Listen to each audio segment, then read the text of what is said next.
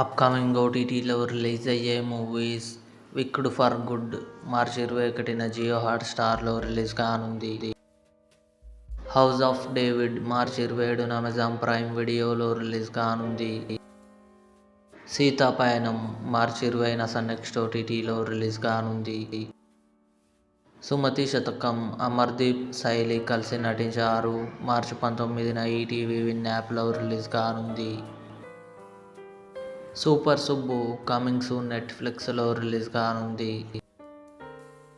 'పరుగు' ఏప్రిల్ 8న థియేటర్లో రిలీజ్ కానుంది. 'The boys' final season April 8న అమెజాన్ ప్రైమ్ వీడియోలో రిలీజ్ కానుంది.